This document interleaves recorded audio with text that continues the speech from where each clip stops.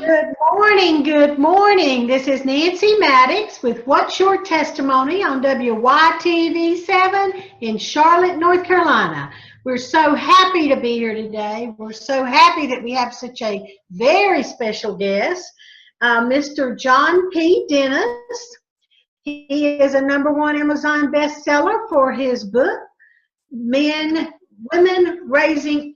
What is it, John? I forgot the name of it. That's okay. It's Men Raised by Women. What he There you go. Thank you. I apologize for that. I thought I had it written down and I didn't. John is also the president of the Georgia Writers Museum and also is the founder of Insight TMC LLC. So he has a lot to share with us today, and I'm so excited that you're here. Your book is outstanding. Your book has helped so many single mothers to raise their children in many ways. So I'm very excited about that. What's the most common question you get from single moms, John? That's a very good question. I'm glad you asked that. Single moms are always asking me, what can I do to help them raising their sons? And while that is a fantastic question, that's actually the least most effective question, because what they really want is for me to mentor their sons for them. The reality is I am one of the only resources I'm aware of that actually does single parent education for the single mom only. So we need to make her a better, more equipped mother for the challenges that are coming. And I draw from expert guidance, from studies, from personal experience, from mentoring programs, because while that's the question that she asked me, the question that she should ask me, even though she wants male mentors to help her son, what is the #1 complaint that male mentors have? And most moms don't know that. Their #1 complaint is the mother. And so that's why I work with the mothers to create another level of cooperation to help them as they're trying to get help raising their son. Wow, John. That is a little surprising that their #1 complaint is of their mother.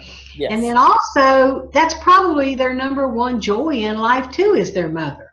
So there's truly conflict there. Well, the mentors, the #1 complaint the male mentors have that work at these agencies is the single mom. The way that they work with the son, and then he goes back into the home, and some of the behaviors and tendencies of the mom actually undermine what she is hoping the mentor would be investing in the boy. And so that's where we're going to end up in the next piece of the conversation. What is happening that touches all that?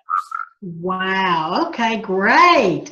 Tell us about 5 major issues you discuss at your conferences that you have for the single mom. So these are the big issues. This is why and how I get invited back, and what people seem to have never heard before, or maybe they've never heard it phrased the way that I phrase it. And it's a summary that God really has given me to help cover that issue and explain it, but bring it all down to earth. You know, I'm not a psychiatrist, a psychologist.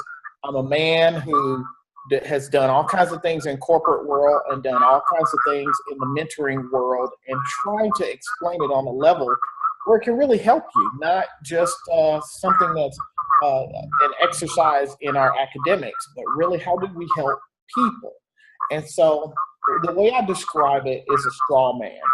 And so the single mom, because she has to deliver on all the responsibilities at home all by herself, she constructs a straw man at her side. The straw man is the help you get from other people, where we kind of outsource all these different needs, right? She can't pick the kid up from school, so maybe she'll ask another mom who has the same schedule or has a kid in the class, hey, can you pick up little Johnny for me? And she says, sure. Or maybe she doesn't have enough money and there's still a lot of month left, right? And so she might go to her brother Jeff, and so Jeff will fill in, and that's her other straw man that helps. And so really in the absence of a partner that will fulfill all those responsibilities, she farms out those things to different people. And those people construct a straw man. They pick up the weight that the other partner, if he were there, would actually carry. That's the straw man. Now, what makes that important to understand is you can do all of that. And there's a bunch of different categories, right? But there are 5 categories that matter the most, because if you put any of those 5 categories onto your developing son, it will distort his development. It will undermine his masculine development and his growth. And so those 5, right? This is the big deal. This is where we go to work, right? It's the 2 C's and the 2 P's, right? First, you cannot let your son become a companion. He cannot be a leaning post. You cannot share your emotional weight and baggage and your heart issues with your child. You shouldn't do these things with your daughter, but I can explain the development lapses it creates in the son a lot more accurately, because that's what I do. And so when they do these things, they tear him down on the inside. Now, each one of these 5 areas is a separate conference breakout session all by itself. So I'm just going to give you the overall, and we'll keep moving, and you'll get a chance to plug me with questions as we go. But you've got the companion piece, right? The other thing you cannot and should not do with him is make him the co-parent, right? He should not be parenting siblings.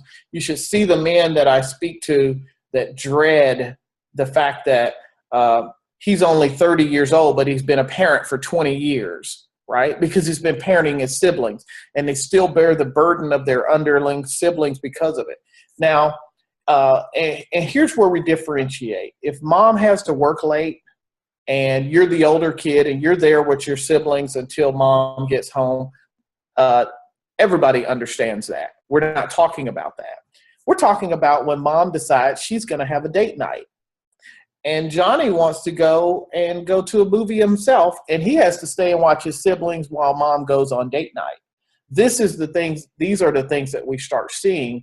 And once you develop the pattern of priorities, they'll start making sense not to pull them in. But a lot of times nobody is really helping them see that is going to harm him in the long run, because these guys no longer want to have the family responsibility, because the first time they encountered it, it was much too heavy for them. And so it completely intimidated them. So those are the 2 C's, right? The companion and co-parent. So then there's the 2 P's, right? As long as you're doing that, he's a companion, he's a co-parent, that's a problem. Now, what's the other 2? He cannot be your protector. You can't make your child your protector. And when I say that, it sounds foreign, but oh my goodness, if you would see the number of people that have done it, the number of men that start nodding in the audience, the number of Facebook messages that I get that I had to go this, and the number of guys that have thrown out their mother's boyfriends or had to fight for their mother, it is incredible. And the way some of these guys are still going back into their mothers, men, even as adults, are going back trying to police the lives of their mothers. It's incredible. So the protector, right? And then the last piece to these legs that are being built under it is the provider. So he should not be given the responsibility as a provider. Now, if you want to get him a phone and let him have a job and pay his own phone bill, that's him sustaining one of his own interests. If you want to have him buy his own clothing, that's him sustaining his own things.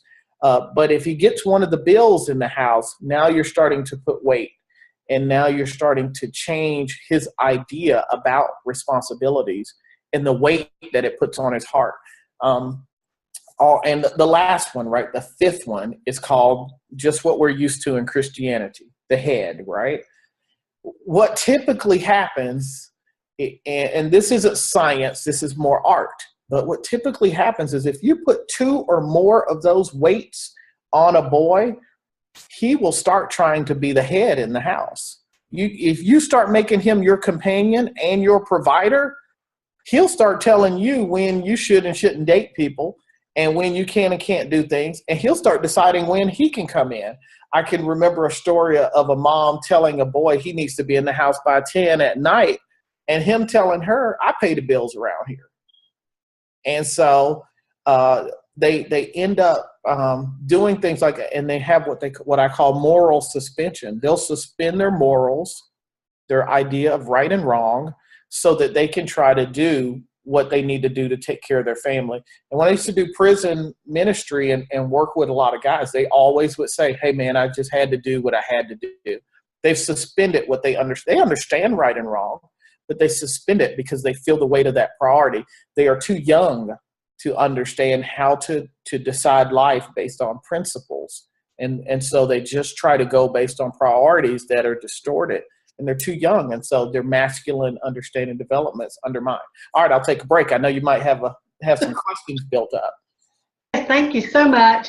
First of all, I'd like to remind everyone that's just joined us that I'm Nancy Maddox, and we're doing What's Your Testimony on WYTV7 in Charlotte today. We have such a special guest, John P. Dennis.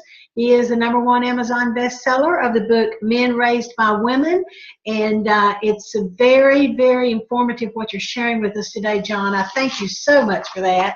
I do have a couple of questions, as you may know. Anytime you respond, I always have questions. So it sounds to me as if the sons that are raised by single moms have more of a chance, or really less of a chance, of making it in society as a normal person as they grow older. And it seems that these kind of things, the companion, co-parenting, protector, provider, and then the head of the household would lead them into the streets and into the gangs. Is there any correlation to that you see when you speak in your prison ministry? This is kind of what led them to that. Yeah, that's exactly what we get at. They go for, when they suspend their morals, then they don't have any principles that will say to them, hey, I would never do that. In fact, they say the other, which is what they'll quote. These are quotes. They'll say, hey, I had to do what I had to do. Even though he was in church, he was in Sunday school, he was in the choir, he will still go do things that are illegal to try to bring money into the home because he can't work a normal job. He's 14, but he's 6'2" and 250 pounds. And so he can go out and do things. And this is a very common and very recurring problem, and it's very easy. And what most people don't know about street life, because most people aren't there, is that most of the people doing these illegal acts are not just bad people. It's just a young kid who knows another kid that's standing on the corner that says, hey man, I know a way you could make some money. All you have to do is stand over here and call this number if you see a police car come down the street. It feels very innocent. He's not into the dirtier parts of the business, and he gets to bring home $500 to his mother at the end of the week. And so those things are too much. That's too alluring for a young person that's seeking guidance, and it breaks them down over time. And watching his mother again cry on his shoulder, explain the status of the bills, put the weight of life in front of him, it's more than a young person is going to have the resistance to. Goodness, it's so much deeper than what, of course, I thought, and I'm sure what our audience is thinking. The ramifications of men raised by women, which is really single moms, it just really is amazing, the forethought that you put into it, and what the book tells us about that we really can't even begin to understand how many issues it causes. But one thing that interests me is that you said that they lose their masculinity. So I'd like for you to talk a little bit more about that, because obviously if we emasculate our men, then they also can't live a normal life either. So it's just not, it just causes more and more problems. Could you elaborate on that a little bit more? Yeah. what is important to understand is I call it, and it's good to get this part accurate. They have a deficit in their masculine development, right? It's a deficit. There's somewhere in there where it should be full and it's empty. There's somewhere in there where it should be up to 100 and it's at 42. There's somewhere in there where they're missing a major component in their development and they're stuck there. And so this deficit is what causes misunderstandings in the definitions of things. So I'll give you an example. Young boy grows up with his single mom.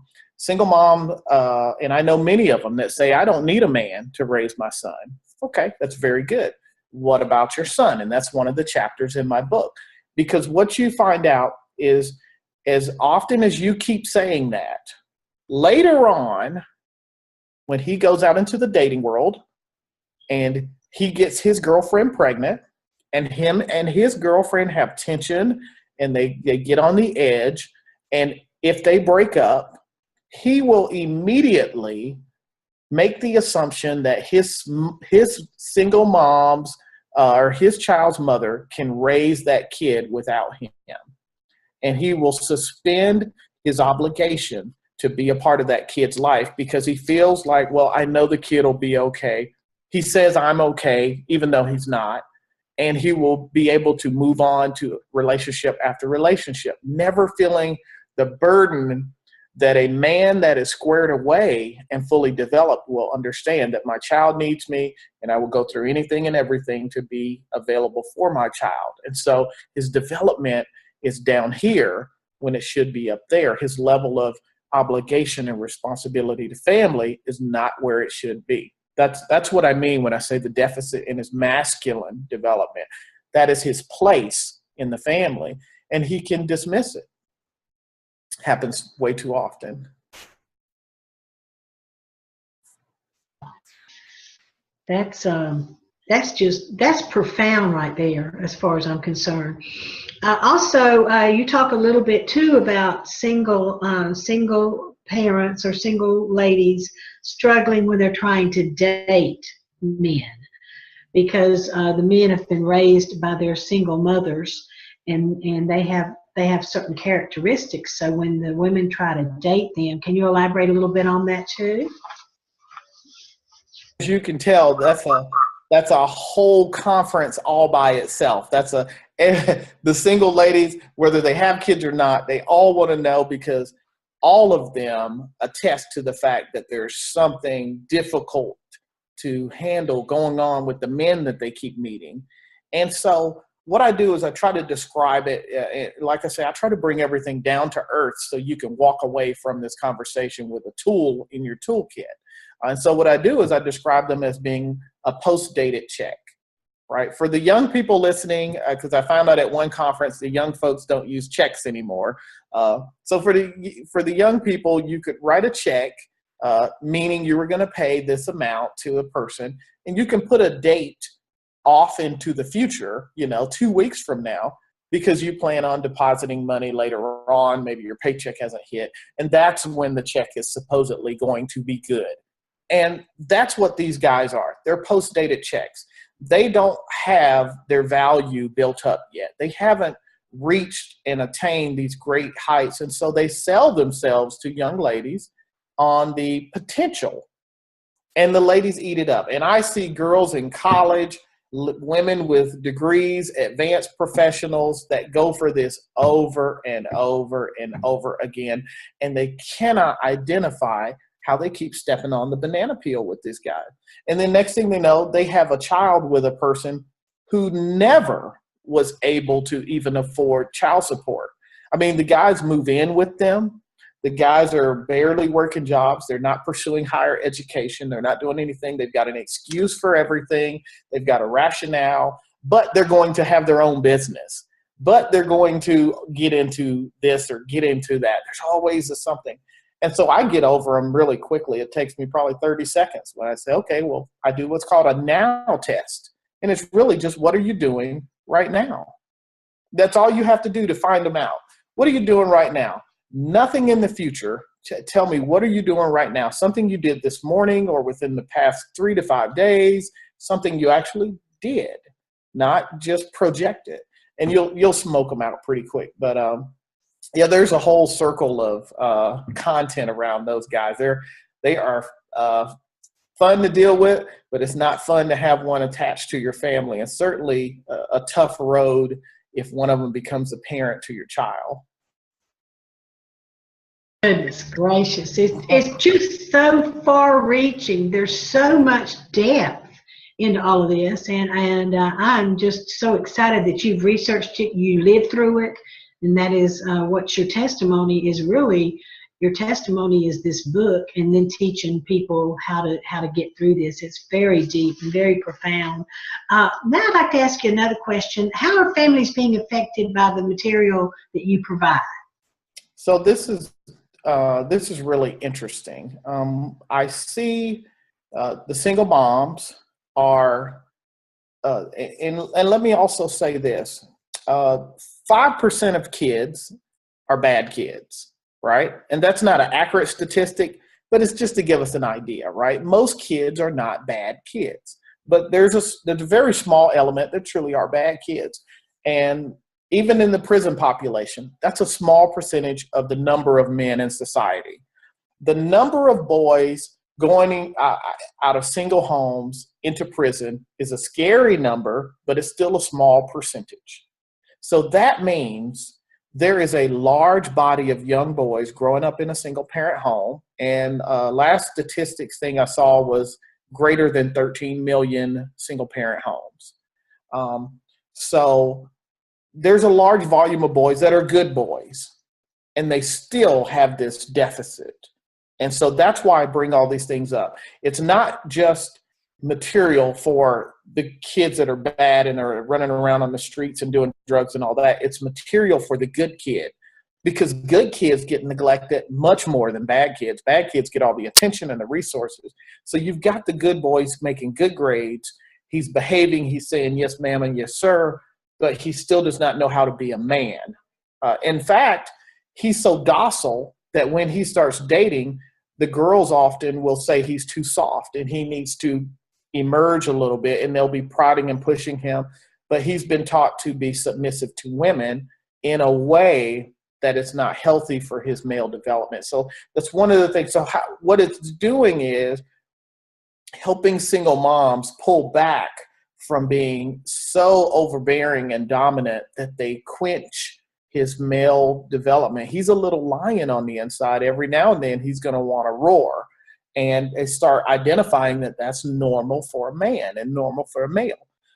The other thing that's happening, which was completely unexpected, was I get a great deal of input from stepfathers, because a lot of ladies continue dating and they find a great guy and they marry him and they've got this son in the home, and the stepfather comes in and starts seeing all the issues that I'm talking about. Hey, you shouldn't be trying to treat that boy like he's your boyfriend. I mean, I'm the male in this house. And if the boy has become a head in the house, it's really an issue. He thinks he can come and go as he pleases. He thinks he can.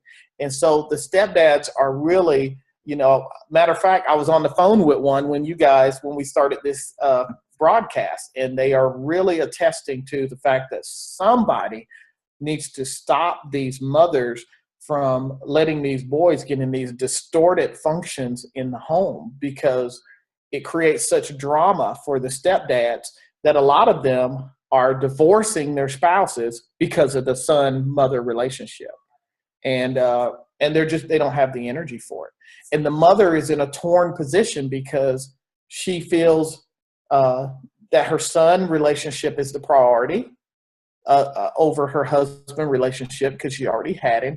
And so everything is so distorted, and then people try to go to priorities after they've distorted everything, and instead of unraveling the actual tentacles that are in the wrong places and attaching them where they should, and then putting authority over the family with the mom and dad, and then bringing the son into authority. And so all those different parts and pieces are really causing a struggle in a normal or a blended family that has come back together.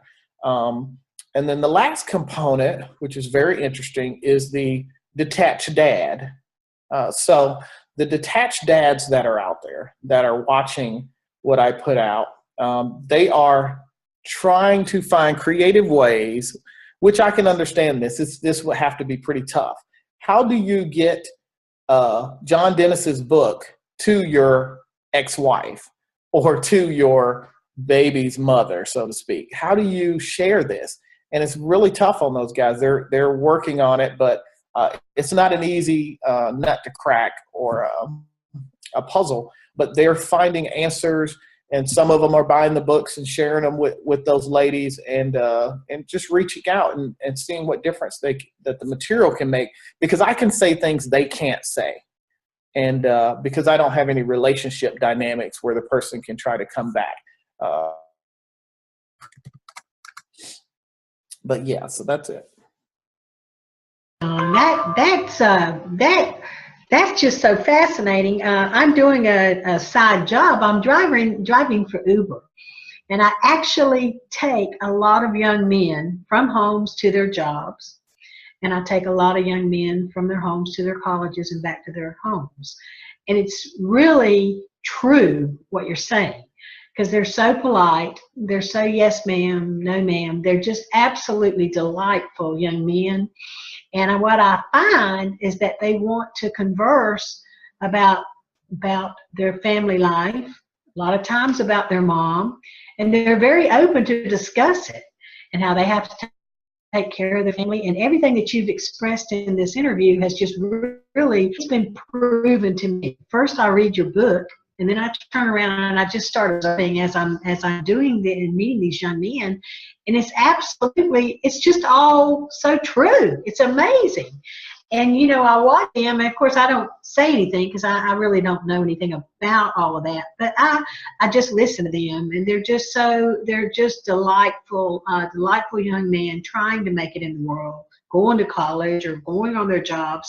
But you can see that underlying, that domineering mother underlying, that's causing a lot of issues with exactly the same things that you're saying. And it would behoove people as they're meeting these young people to offer a suggestion of this book so they can understand themselves, as well as maybe they could get their mother to read it, which would be fantastic.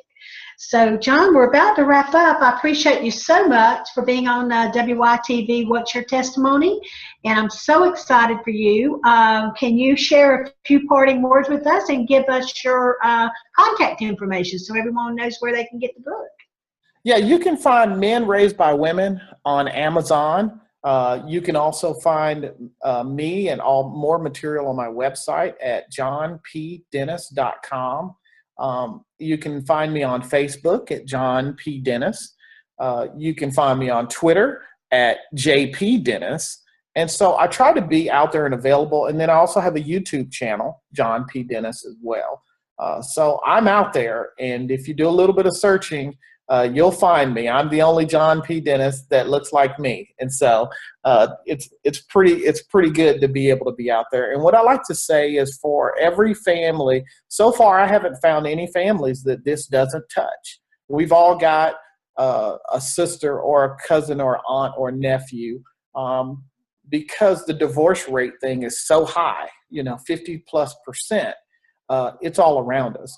And so we need to minister to this field, right? The harvest is ripe, and it's out there. And this is a very underserved portion of the community. Only 1% of churches have a single parent ministry. They have singles ministry, but don't have a single parent ministry. And you have to understand this element to minister to it. You can't come to it from a two-parent household and think you know these dynamics. There's a whole world that you have horse blinders to. And so my book will help you if you mentor. It will help you if you do single parents ministry. It will help you if you're a detached dad. It will help you if you're a stepdad. And so God's letting me fulfill that desire to reach back into those elements, and I'm grateful. Well, thank you, John. I appreciate you so much, and I understand that you're headed out of the country. And I would like to know if we could still be able to contact you to do these interviews. I'd like for maybe to try to set up some type of conferencing where we can do the segments and conference, do some webinars for people like we're doing now, that we can post on all the social media, as well as email to our contacts that we have. I know WYTV7 would love to have that happen. I would love to have that happen. And then also, all of us, if we get a cohesive group of people, we can also send that to all of our friends in different ways. We can send out send them out, through email and things like that to all of our contacts. I know I have a lot of churches and a lot of pastors and religious leaders that I'm in touch with every day, and I know WYTV does too. So when we get it out on the circuit, it could really be a help to everyone, and we're definitely going to want them to get the book. So I thank you so much. Do you have any more closing words for us? Just thank you for allowing this opportunity to share some of the message. I do travel around, as you know. I've spoken at the National Single Moms Conference, had invitations to the Single Parenting Summit that I have to kind of not make it to because of other obligations, the life of a single mom. There's some great things happening in central parts of the country, but on the coast, towards where I am in Atlanta and up the East Coast, there's very few things going on. And so we intend to build something to serve the family in that part of the country and across the country, so that these kind of resources can get to the families. Otherwise, we're going to be looking at another generation that struggles in this issue, because there is a cyclical component to this that will cause it to reproduce itself. As you saw the young boy detaching from his own family, and it keeps recreating itself. And so we plan to intercept all that. That's part of the mission God has us on. Wonderful, then. I thank you so much again, John. And this is WYTV in Charlotte. I'm Nancy Maddox. And we're going to close out for the day. So thank you a lot, and God bless everyone. Bye-bye.